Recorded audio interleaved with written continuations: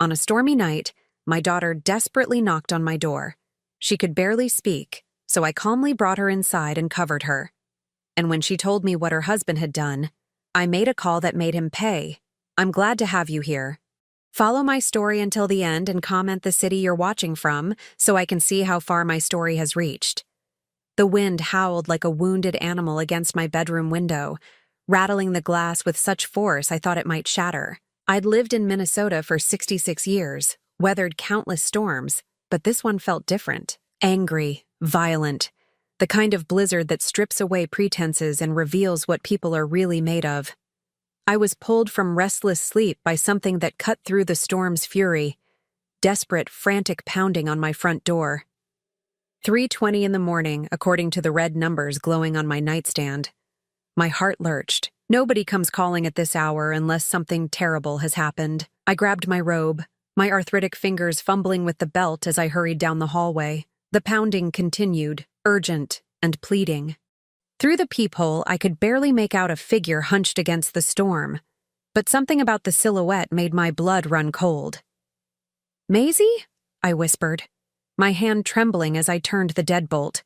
The door flew open with the wind's help, and there stood my 34-year-old daughter, my baby girl, in a condition that will haunt me until my dying day. Her dark hair, usually so carefully styled, hung in frozen strands around her face. Her lips were blue, her whole body shaking so violently she could barely stand. She wore nothing but a thin nightgown and a lightweight jacket that offered no protection against the sub-zero temperatures. "Mom," she managed through chattering teeth, and then she collapsed into my arms. I didn't ask questions. Not yet. I pulled her inside, locked the door against the storm, and immediately began stripping off her wet clothes. Her skin was ice cold, and I could see the early signs of frostbite on her fingertips. Terror gripped me as I realized how close I'd come to losing her. "Bath," I said, guiding her toward the bathroom. "We need to get you warm." I ran lukewarm water, not hot, because that could cause more damage, and helped her into the tub. She was still shaking, still unable to speak coherently.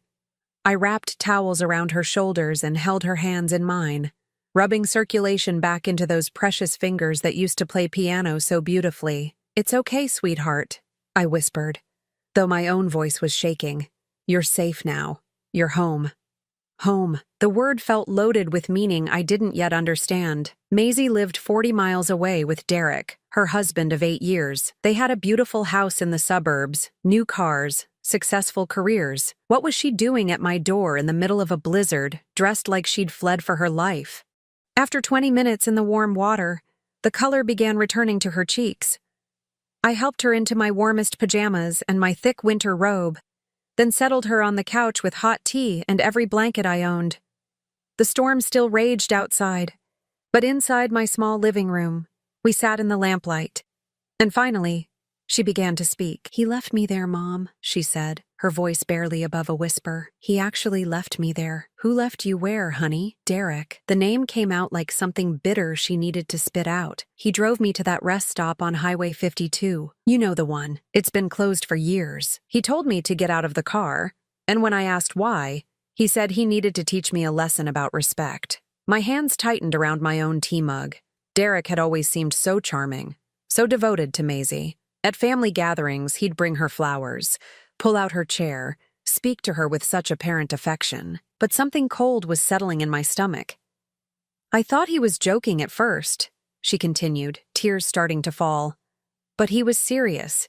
He told me I could walk home if I wanted to learn what real hardship felt like. Then he drove away. In this storm?" I could barely keep my voice level. "He left you outside in this weather?" She nodded, wiping her nose with the back of her hand. "I waited for him to come back.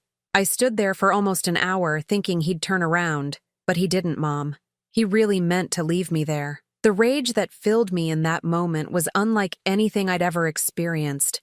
It was white-hot and clean, burning away any doubt about Derek's character. You don't abandon someone you love in a blizzard.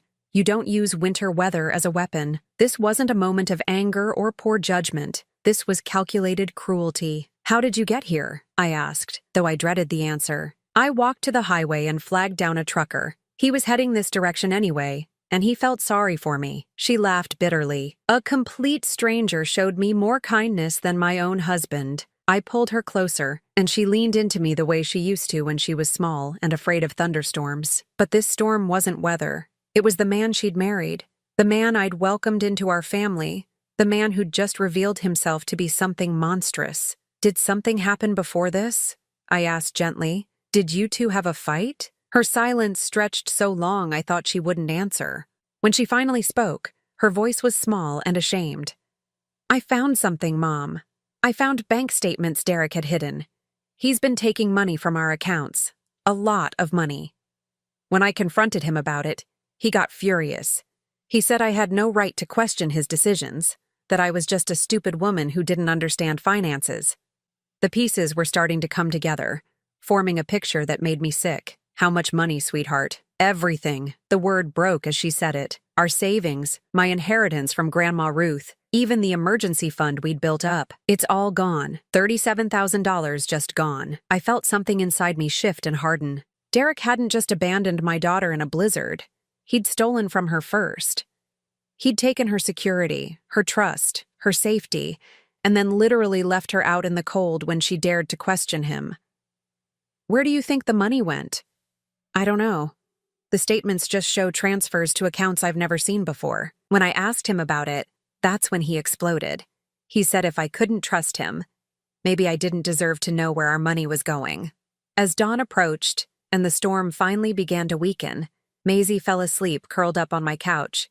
I sat watching her, this woman who was still my little girl, and I made a promise to myself and to her. Derek thought he could destroy my daughter and walk away unscathed. He thought he could take everything from her and face no consequences. He had no idea what he'd just awakened in me.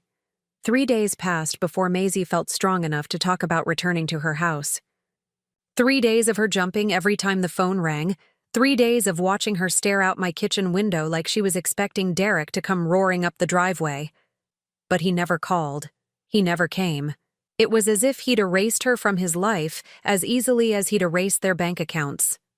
On Thursday morning, I found her sitting at my kitchen table, still in my old robe, staring at a cup of coffee that had gone cold hours ago. The bruises under her eyes had faded, but something deeper remained broken. I need to go back, she said without looking up. I need to get my things, figure out what's left. I'll come with you. Mom, you don't have to. Yes, I do. I sat down across from her, covering her hands with mine. You're not facing this alone. The drive to Maisie's house felt like traveling to a crime scene. The neighborhood looked exactly the same. Perfect lawns, expensive cars, the kind of suburban paradise that promised safety and happiness. But I knew now that appearances could be the cruelest lies of all. Derek's BMW wasn't in the driveway. The house stood empty, looking almost abandoned despite its manicured exterior. Maisie's hands shook as she unlocked the front door. He changed the alarm code, she said, punching in numbers that no longer worked. Even the alarm code. Inside, the house felt hollow. It was still clean, still decorated with the expensive furniture and artwork they'd collected together, but it felt stripped of life, like a museum exhibit of a marriage that had never really existed. I'll pack some clothes first, Maisie said, heading toward the stairs. Then we can figure out the important documents. But 20 minutes later, she called my name from upstairs, and something in her voice made me run. I found her standing in what used to be their home office, holding a manila folder with trembling hands. Mom, she whispered, you need to see this. The folder contained bank statements, but not the ones Maisie had already found. These were for accounts she'd never known existed. Accounts with Derek's name and someone else's name. A woman named Patricia Hendricks. Who is Patricia Hendricks? I asked, though a sick feeling was already growing in my stomach. Maisie was flipping through pages, her face growing paler with each one. I don't know, but look at these deposits. Regular deposits going back 2 years. And look at this address. She pointed to a billing address in Wisconsin. The amounts were staggering. Deposits of $3,000, $5,000, sometimes $7,000, all going into an account that Derek shared with this mystery woman. There's more, Maisie said, opening a second folder. Look at this. Credit card statements, but not for cards Maisie had ever seen. Charges for jewelry, expensive dinners, hotels, flights to exotic locations. A whole life Derek had been living in secret, funded by money he'd stolen from his wife. But the worst discovery was at the bottom of the pile: a real estate document for a house in Green Bay, Wisconsin, purchased 18 months ago, purchased by Derek Matthews and Patricia Hendricks. "He bought a house with her," Maisie said, her voice hollow. "With my inheritance money, with our savings. He bought another woman a house." I felt rage building in me like pressure in a boiler. This wasn't just theft. This wasn't just adultery. This was a systematic destruction of my daughter's life, planned and executed over years while he smiled at family dinners and played the devoted husband. "Maisie, sweetheart, we need to keep looking. If there's this much, there might be more." She nodded, wiping tears from her cheeks, and we continued searching. What we found painted a picture of betrayal so complete it took my breath away. Derek had been forging Maisie's signature on documents for months. Loan applications, credit line increases, even a second mortgage on their house that Maisie knew nothing about. He'd used her excellent credit score to secure loans, then funneled that money to his secret accounts. But perhaps the most chilling discovery was a handwritten note tucked inside a checkbook for an account Maisie had never seen. In Derek's distinctive scrawl, it read, "M suspects something. Need to accelerate timeline. P says she's ready to make it official." "He was planning to leave you," I said, reading the note again. "This whole thing was planned. The money, the house, even what happened the other night. It was all part of getting rid of you." Maisie sank into Derek's leather desk chair, surrounded by the evidence of his betrayal. "How long, Mom? How long was he lying to me?" I looked through the dates on the documents, my heart breaking for her with each revelation. "At least 2 years, honey, maybe longer. 2 years of coming home to me every night. 2 years of telling me he loved me. 2 years of making love to me while he was planning to destroy my life." The cruelty of it was breathtaking. Derek hadn't just cheated. He'd systematically robbed Maisie while making her believe she was loved and secure. He'd used her trust as a weapon against her. "There's something else," I said, pulling out a folder labeled Insurance. "He changed the beneficiary on your life insurance policy. It's not you anymore, Maisie. It's Patricia Hendricks." The silence in that room was deafening. My daughter, my beautiful, trusting daughter, had been married to a man who'd not only stolen her present, but had apparently planned for her future, or lack thereof. "Mom," she said finally, her voice eerily calm, "if something had happened to me that night in the storm." I couldn't finish that thought. Couldn't let myself imagine what might have happened if that trucker hadn't come along, if Maisie had been left to face the blizzard alone. Had Derek hoped the cold would solve his problems permanently? "But you're here," I said firmly. "You're alive. And now we know the truth. What am I supposed to do with this?" She gestured at the papers scattered across the desk. "How do I fight someone who's been this calculating, this thorough?" I looked at my daughter, sitting in the wreckage of her marriage, surrounded by evidence of a betrayal so complete it seemed impossible to overcome. But something was stirring in me, something that had been quiet for too many years. Derek thought he was so clever. He thought he'd covered all his bases, planned for every contingency. But he'd made one crucial mistake. He'd underestimated what a mother would do to protect her child. As we packed up all the evidence we'd found, I was already making plans. Derek had no idea that his carefully constructed house of lies was about to come crashing down around him. Back at my house that evening, I couldn't sleep. Maisie had finally fallen into an exhausted slumber on the couch, clutching a photo of her and Derek from their wedding day. 8 years ago, she'd looked so radiant, so full of hope. Now I wanted to burn that picture and everything it represented. I sat at my kitchen table with all the documents we'd found, spreading them out like pieces of a puzzle. There had to be more to this story. Men like Derek didn't just wake up one day and decide to destroy their wives' lives. This level of calculation, this systematic approach, it suggested experience. At 2 a.m, I did something I hadn't done in years. I called my brother-in-law, Frank. He'd retired from the police force 5 years ago, but he still had connections, still knew how to dig up information that ordinary people couldn't access. Glenda? His voice was groggy but instantly alert. What's wrong? Frank, I need your help. It's about Maisie. 20 minutes later, he was sitting in my kitchen, examining the documents with the same methodical attention he'd once brought to crime scenes.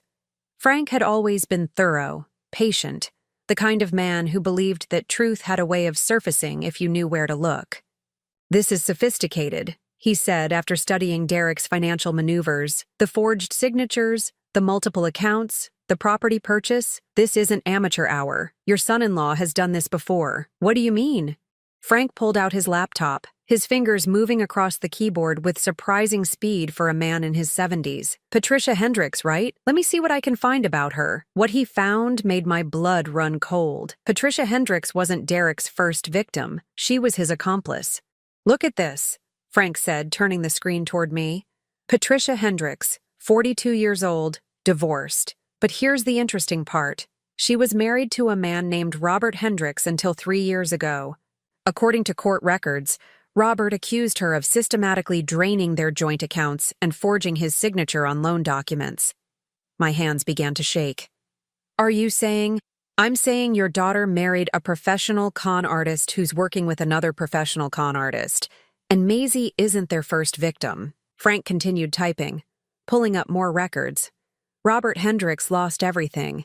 His house, his savings, his business. The divorce was nasty, and he tried to press criminal charges, but Patricia had covered her tracks too well. She disappeared right after the divorce was finalized. And then she found Derek. Or Derek found her. Either way, they've been working together for at least 2 years, maybe longer. Frank's expression was grim. Glenda, I think Derek specifically targeted Maisie. Look at the timeline. He met her right after she inherited that money from your mother, didn't he? The realization hit me like a physical blow. He never loved her at all. It was always about the money, and the house, and her credit score, and anything else he could steal. Frank closed the laptop and looked at me with the same intensity he'd once reserved for suspects. There's more. I found records showing Derek Matthews isn't even his real name. The room seemed to spin around me. What? His real name is David Thornton. He's got a history, Glenda. Fraud charges in Illinois that were dropped on a technicality. A bankruptcy in Ohio where he somehow managed to hide assets. And there's a woman in Nevada who filed a restraining order against him 2 years before he met Maisie. I thought about my daughter sleeping in the next room, my trusting, loving daughter who'd spent 8 years married to a complete stranger. A man who'd never existed except as a carefully constructed lie designed to rob her blind. What about the house in Wisconsin? I asked. The one he bought with Patricia? Frank was already pulling up real estate records, purchased for $450,000, cash down payment of $180,000, which, if I'm reading these bank statements correctly, came directly from Maisie's inheritance. My mother's money, I whispered. Mom saved every penny for 50 years to leave something for her granddaughter, and he gave it to his partner in crime. There's more. The house isn't just where they're living. It's where they're planning their next move. I found utility records showing they've been there for over a year. Derek's been commuting back and forth, living 2 completely separate lives. The scope of the deception was staggering. While Maisie was working her job, planning their future, believing in their marriage, Derek was building an entirely different life with another woman. Every business trip, every late night at the office, every weekend he claimed to be visiting his sick aunt. All lies. Frank? What about the life insurance policy? The one where he changed the beneficiary to Patricia? His face darkened. That's the part that worries me most. Combined with leaving Maisie in a blizzard, I think they were hoping she wouldn't survive that night. The words hung in the air between us like a death sentence. My daughter hadn't just been abandoned in a storm. She'd been left to die. We have to stop them, I said, my voice barely audible. They can't be allowed to do this to anyone else. Frank nodded slowly. The good news is they've gotten sloppy. All these documents, all this evidence, Derek must have thought Maisie would never find them. Or maybe he didn't care because he thought she'd be dead. What can we do? First, we document everything. Every forged signature, every stolen dollar, every lie. Then we trace where all that money went, and we figure out what their next move is. Frank's cop instincts were fully engaged now. But Glenda, we need to be careful. These people are dangerous, and they have nothing left to lose. As dawn broke outside my kitchen window, I realized that Derek's betrayal was even worse than I'd imagined. He hadn't just broken my daughter's heart. He'd built his entire relationship with her on a foundation of lies and theft. Every kiss, every anniversary, every moment of intimacy had been part of an elaborate con game. But Derek had made a crucial mistake. He'd assumed that Maisie was alone, that she had no one who would fight for her. He'd forgotten that she had a mother who'd spent 66 years learning how to protect the people she loved. And now that I knew exactly who Derek really was, and what he'd done, I was going to make sure he paid for every single lie he'd told, every dollar he'd stolen, and every tear my daughter had shed. The war was just beginning, and Derek had no idea what he was up against. Frank left my house at sunrise with a promise to make some calls. He knew people, he said. Investigators, lawyers, contacts who could help us build a case that would stick. But as I watched his taillights disappear down my street, I realized there was one call I needed to make myself. After checking that Maisie was still sleeping, I went to my bedroom and pulled out an old phone book from my nightstand drawer. The pages were yellowed and worn, but I found the number I was looking for. A number I hadn't dialed in almost 20 years. Marcus Webb Investigations. Just hearing his voice took me back 30 years, to a time when I was a different woman with different problems. But Marcus had solved those problems then, and I was betting he could solve these problems now. Marcus, it's Glenda Hoffman. The pause that followed stretched so long I thought the line had gone dead. When he finally spoke, his voice was warm but surprised. Glenda, after all these years, I wondered if I'd ever hear from you again. I need your help, Marcus. It's about my daughter. Where do you want to meet? That afternoon, I sat across from Marcus in a small cafe downtown, studying the man who'd once been much more than just a private investigator to me. At 72, he was still sharp, still had those intense gray eyes that seemed to see through everything. The years had been kind to him, even if life hadn't always been. "Tell me about Derek," he said after I'd explained the basic situation. I spread the documents across the small table between us, watching his expression grow more serious with each revelation. When I told him about Derek's real identity, about Patricia, about the systematic theft, he let out a low whistle. "David Thornton," he said, making notes in a small notebook. "I remember that name. The Illinois case, right? He walked away from fraud charges because his victim refused to testify." "Why would she refuse?" Marcus's expression darkened. "Because she was scared. Thornton has a way of making people disappear when they become inconvenient. The woman in Nevada who filed the restraining order? She moved across the country and changed her name after he violated it twice." My stomach clenched. "Are you saying Maisie is in danger?" "I'm saying Thornton is more dangerous than your average con man. He doesn't just steal money, he destroys lives. And if he thinks Maisie can identify him or expose his operation, he'll do whatever it takes to stop her." I thought about my daughter, still fragile from her ordeal, still jumping at every unexpected sound. She had no idea how much danger she was really in. "What can we do?" Marcus leaned back in his chair, his fingers steepled in front of him. "We have advantages Thornton doesn't know about. He thinks Maisie is isolated and helpless. He has no idea she has a mother with connections, or that those connections include someone who's been tracking financial criminals for 40 years. You can help her? I can do more than help her. I can destroy him." His voice carried the same quiet intensity I remembered from decades ago. "But we need to be smart about this. If we move too fast, he'll disappear like smoke, and you'll never see that money again." Marcus opened his laptop and began pulling up databases I'd never heard of.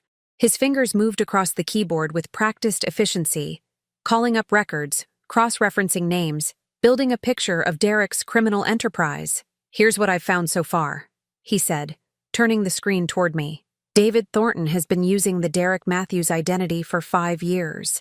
Before that, he was Michael Davidson in Colorado, where he bilked a 60-year-old widow out of her late husband's pension. Before that, he was Daniel Morrison in Texas, where he convinced a recently divorced woman to give him power of attorney over her assets.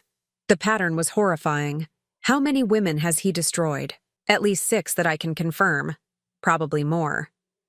Marcus scrolled through his notes. And Patricia Hendricks isn't just his accomplice. She's his teacher. She's been running these cons for 15 years, and she's the one who taught him how to forge documents, how to manipulate women, how to disappear when things get hot. They're partners. More than that. They're married, legally married under their real names in Wisconsin, which means Derek's marriage to Maisie is bigamy, a federal crime. For the first time since this nightmare began, I felt a surge of hope. That's something we can prove. It's something we can use, Marcus corrected. But we need to be strategic. If we just turn this over to the police, Thornton and Hendricks will lawyer up, claim the forged signatures are fake, say Maisie gave them permission to use the money. Without Maisie's testimony, it becomes a he said, she said situation. What do you suggest? Marcus closed the laptop and leaned forward, his voice dropping to a whisper. We make them think they've won. We let them believe Maisie is broken, that she's not going to fight them. Then, when they get careless, we spring the trap. What kind of trap? The kind that uses their greed against them. I've seen their financial records, Glenda. They're not just spending Maisie's money. They're spending it faster than they stole it. That house in Wisconsin? They're already behind on payments. They need another score. Another victim. I began to understand where he was going with this. You want to give them one. I want to give them the biggest score of their lives. Something so tempting they'll take risks, make mistakes, expose themselves completely. His smile was cold and predatory, and I know exactly how to do it. Marcus explained his plan in careful detail. It was audacious, dangerous, and absolutely brilliant. We would use Derek's greed and Patricia's arrogance to lure them into a situation where they'd incriminate themselves beyond any shadow of a doubt. But it would require Maisie's cooperation. And that worried me. She was still so fragile, still so hurt by Derek's betrayal.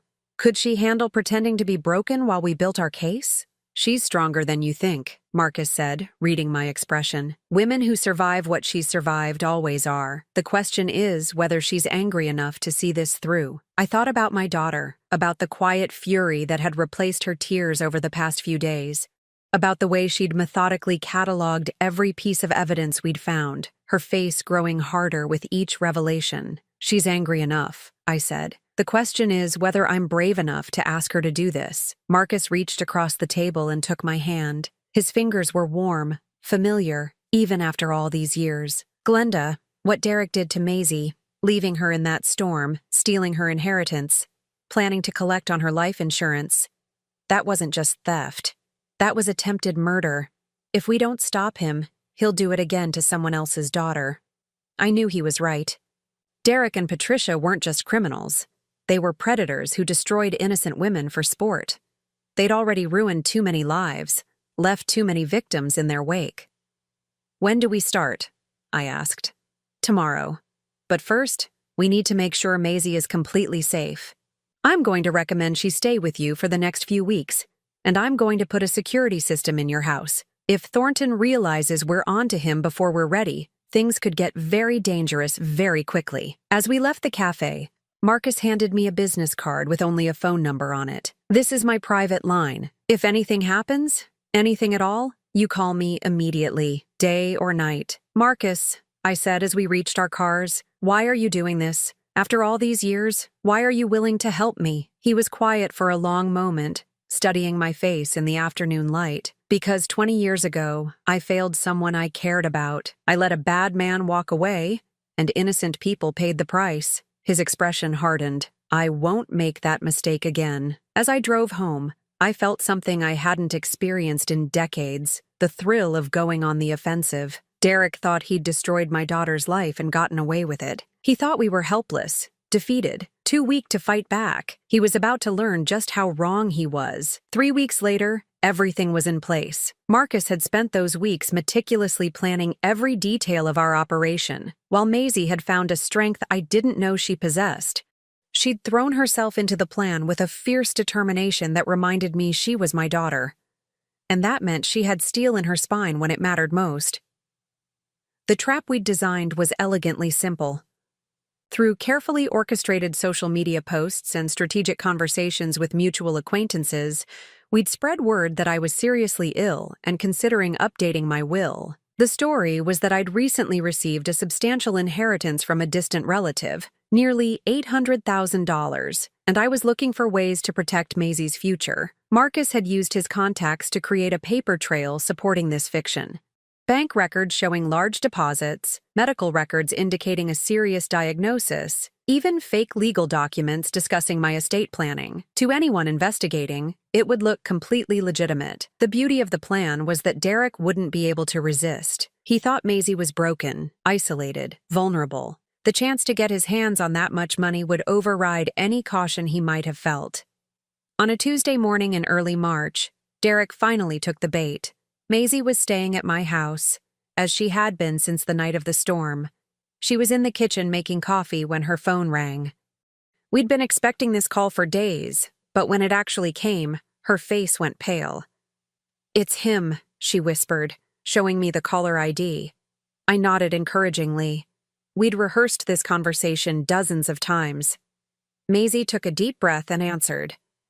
"Hello, Derek." Even from across the room, I could hear his voice through the phone. Smooth, concerned, perfectly calibrated to sound like a man who'd made a terrible mistake and wanted to make amends. "Maisie, sweetheart, I've been trying to work up the courage to call you for weeks.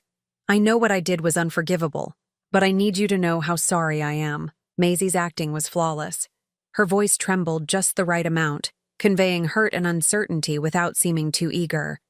"I don't know if I can trust you anymore, Derek. What you did to me that night." I know. I was out of my mind with stress. The business has been struggling, and I took it out on you. It was the worst mistake of my life." The lie came so easily to him. There was no struggling business, just a carefully orchestrated theft that had been planned for years. But Derek was a professional, and professionals never broke character. "I heard about your mother," he continued, his voice dropping to just the right tone of sympathy. "I'm so sorry about her diagnosis. This must be such a difficult time for both of you." There it was, the hook we'd dangled, and he'd grabbed it immediately. Maisie glanced at me, and I nodded. Time for the next phase. "It's been hard," she admitted. "Mom's trying to get her affairs in order, and it's all so overwhelming. I feel like I'm drowning, Derek." "You don't have to face this alone, sweetheart. I know I hurt you, but I want to help. I want to be there for you." The audacity of it took my breath away. This man who'd stolen everything from her, who'd left her to die in a blizzard, was now positioning himself as her savior. "I don't know," Maisie said, her voice wavering convincingly. "How do I know you won't hurt me again?" "Because I love you.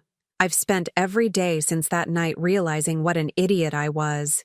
Please, just let me see you. Let me prove that I can be the husband you deserve." We'd predicted this would be his approach. Derek understood that direct manipulation wouldn't work. Maisie was too hurt, too suspicious. So he'd position himself as the repentant husband, hoping to slowly work his way back into her life and her finances. "Maybe we could meet somewhere public," Maisie said hesitantly, "just to talk." "Of course, wherever you feel safe. I just want a chance to explain everything, to show you that I'm committed to making this right." They arranged to meet at a restaurant downtown the following evening. After Maisie hung up, she sat down heavily at my kitchen table, her hands shaking. "I almost believed him," she said quietly. "Even knowing what I know, there was a part of me that wanted to believe he really was sorry." I reached across the table and took her hands in mine. "That's because you have a good heart, sweetheart. That's not a weakness, it's what makes you human. Derek counts on that goodness, exploits it, but this time, we're going to use his assumptions against him." The next evening, Maisie met Derek at Antonelli's, an upscale Italian restaurant downtown. She wore a wire that Marcus had provided, and he had surveillance teams positioned throughout the restaurant. Every word Derek spoke would be recorded, every lie documented. I waited at home, pacing my living room like a caged animal. I'd wanted to be there, to watch Derek's performance myself, but Marcus had insisted that my presence might spook him. So I waited, checking my phone every few minutes for updates. At 9:30, Maisie finally came home. Her face was pale but determined, and I could see the steel in her eyes that hadn't been there before. How did it go? I asked. He's exactly as pathetic as we thought he'd be, she said, sitting down on the couch. He spent 2 hours telling me how sorry he was, how much he loved me, how he wanted to work things out. He even brought flowers. Did he mention the money? Not directly, but he kept talking about how we needed to think about our future, about making smart decisions with unexpected windfalls. He said he'd learned a lot about financial planning and wanted to help me navigate any complex situations that might come up. The arrogance was breathtaking. Derek actually thought he could con his way back into Maisie's life and steal my fictional inheritance. What did you tell him? That I needed time to think, but that I appreciated him reaching out. I played the part of the confused, lonely woman who just lost her mother's support. Maisie's smile was sharp and cold. He ate it up completely. My phone buzzed with a text from Marcus. Perfect performance. Phase 2 tomorrow. Phase 2 involved Maisie agreeing to have Derek help her with my estate planning. She would tell him that I'd asked her to find a financial advisor who could help protect the inheritance from taxes and legal complications. Derek, of course, would volunteer his services, claiming he'd learned about these matters during his supposed business struggles. The genius of Marcus's plan was that it would force Derek to incriminate himself on multiple levels. To gain access to the fictional money, he'd have to forge documents, create false financial instruments, and reveal the full scope of his criminal operation. Every step he took would be recorded, documented, and admissible in court. But the most beautiful part was what would happen when Derek realized he'd been caught. Marcus had tracked down 3 of Derek's previous victims, women whose lives he'd destroyed before moving on to Maisie. They were all prepared to testify, to finally get their chance at justice. Derek thought he was walking into another easy score.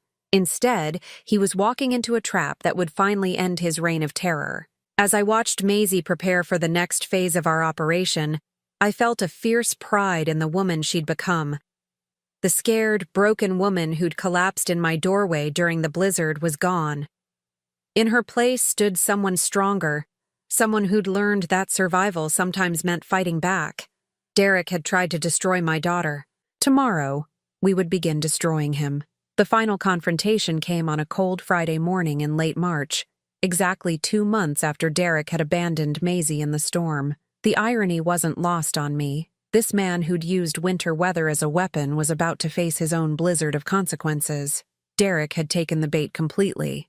Over the past week, he'd presented Maisie with an elaborate financial plan for protecting my inheritance. The documents he'd created were masterpieces of fraud, fake investment accounts, forged legal documents, even a counterfeit power of attorney that would have given him complete control over the fictional $800,000. What Derek didn't know was that every meeting had been recorded, every document photographed, every conversation documented. Marcus had built an ironclad case that would send Derek to prison for decades. But I wanted more than just justice. I wanted Derek to understand exactly what he'd lost, exactly what his greed had cost him. The meeting was scheduled for 10 in the morning at Derek's office, a small suite he rented under his fake identity. Maisie arrived first, carrying a briefcase full of the fake documents Marcus had prepared. She looked calm, professional, every inch the grieving daughter trying to protect her inheritance. I waited in the parking lot with Marcus, watching through high-powered binoculars as Derek greeted Maisie with a smile that made my stomach turn. Even now, even while planning to steal from her again, he maintained his facade of caring. FBI units are in position, Marcus said into his radio. Local police standing by. As soon as he produces the forged power of attorney, we move. Through the window, I watched Derek spread his fraudulent documents across his desk, explaining to Maisie how they could protect my money from estate taxes and legal challenges. His performance was smooth, confident, completely convincing. No wonder he'd fooled so many women over the years. Then Maisie said the words we'd rehearsed. "This all looks wonderful, Derek, but I should probably tell you something first." Derek looked up from the papers, still smiling. "What's that, sweetheart? My mother isn't really sick, and there is no inheritance." The smile froze on Derek's face. For a moment, he didn't seem to understand what she'd said. Then, slowly, the color drained from his cheeks. "What are you talking about?" he asked, but I could see the first flicker of panic in his eyes. I'm talking about the fact that I know exactly who you are, David Thornton. I know about Patricia Hendricks. I know about the house in Wisconsin, and the forged signatures, and the life insurance policy. Maisie's voice was steady, implacable. I know everything. Derek shot to his feet, his mask finally slipping. You're lying. You're confused, hurt, not thinking clearly. The way Linda Morrison was confused when you stole her pension? The way Sarah Chen was hurt when you emptied her savings account? The way Rebecca Walsh wasn't thinking clearly when you convinced her to sign over her house? Each name hit Derek like a physical blow. Those were his previous victims, women whose lives he'd destroyed before moving on to Maisie. Women who were finally going to get their chance for justice. I don't know what you're talking about, Derek said, but his voice was shaking now. Those documents are legitimate financial instruments. Created with forged signatures and fake account numbers, Maisie interrupted. Every single one of them. That's when Derek made his final mistake. Instead of trying to bluff his way out, instead of claiming ignorance or misunderstanding, he reached for the briefcase containing the original documents, the ones that would have given him access to my fictional money. You don't understand, he said desperately. This is for both of us. I was trying to help you. By stealing from me? By leaving me to die in a blizzard? By planning to collect on my life insurance? Derek's eyes went wide. He hadn't expected her to know about that last part. That's not. I never. But the lies wouldn't come anymore. The smooth, practiced facade had cracked beyond repair. That's when the FBI agents burst through the door. David Thornton, you're under arrest for wire fraud, mail fraud, forgery, and conspiracy to commit murder. The look on Derek's face as the handcuffs clicked around his wrists was everything I'd hoped it would be. Shock, disbelief, and finally, the dawning realization that his carefully constructed world had just collapsed around him. But we weren't done yet. As Derek was being read his rights, another team of agents was simultaneously arresting Patricia Hendricks at the house in Wisconsin. The house that Derek had bought with Maisie's inheritance money, the house where they'd planned their next con, was being searched from top to bottom. What the agents found there was even more damning than we'd expected. Patricia had kept meticulous records of all their previous scams, including detailed profiles of their victims and step-by-step plans for future cons. She'd treated the destruction of innocent women's lives like a business plan. Within hours, the full scope of their operation was exposed. 7 victims in 5 states, over $2 million stolen, and at least 3 cases where the women had been left in life-threatening situations when they'd gotten too close to the truth. But the most satisfying moment came 3 days later, when Derek tried to call Maisie from jail. She let it go to voicemail, then played the message for me. Derek's voice was different now, stripped of its practiced charm, raw with desperation. Maisie, please, you have to listen to me. I never meant for any of this to happen. I love you. I've always loved you. Patricia, she was the one with the plan. She forced me to go along with it. Please, you have to believe me. You're the only good thing that ever happened to me. Even in jail, even facing decades in prison, Derek was still trying to manipulate her. Still trying to position himself as the victim, the man who'd been led astray by a stronger, more evil woman. Maisie deleted the voicemail without listening to it again. 6 months later, Derek pled guilty to all charges in exchange for a 30-year sentence. Patricia, facing even more serious charges as the ringleader of their operation, was sentenced to 40 years without the possibility of parole. The money they'd stolen was recovered and returned to their victims. Maisie got back not just her inheritance, but every penny Derek had stolen from their joint accounts. The house in Wisconsin was sold, and the proceeds were distributed among the women whose lives Derek and Patricia had destroyed. But for me, the real victory wasn't financial. It was watching my daughter reclaim her strength, her confidence, her belief in her own worth. The scared, broken woman who'd collapsed in my doorway during that blizzard was gone forever. In her place stood someone who'd learned that sometimes the only way to stop a predator is to become the hunter. On the first anniversary of that terrible night when Derek had abandoned her in the storm, Maisie and I drove out to the rest stop where it had all begun. The place looked different in daylight, smaller, more pathetic. It was hard to believe that this abandoned building had been the starting point for such a journey. I used to think that night was the worst thing that ever happened to me, Maisie said as we stood in the empty parking lot. But now I think it might have been the best thing. How so? Because it showed me who Derek really was. And it showed me who I really was too. She smiled, and there was no trace of the victim left in her expression. I'm stronger than I ever thought possible, Mom. And I have you to thank for that. As we drove home through the Minnesota countryside, I thought about the lessons this experience had taught us both. Sometimes the people who are supposed to love us are the ones who hurt us most. Sometimes the only way to find peace is to fight for it. And sometimes, the best revenge isn't hurting someone back. It's making sure they can never hurt anyone again. Derek thought he could destroy my daughter and walk away unscathed. He thought we were helpless, defeated, too weak to fight back. He learned too late that he'd made the biggest mistake of his criminal career. He'd underestimated the power of a mother's love and a daughter's courage, and that mistake had cost him everything. Now I'm curious about you who listened to my story. What would you do if you were in my place? Have you ever been through something similar? Comment below. And meanwhile, I'm leaving on the final screen 2 other stories that are channel favorites, and they will definitely surprise you. Thank you for watching until here.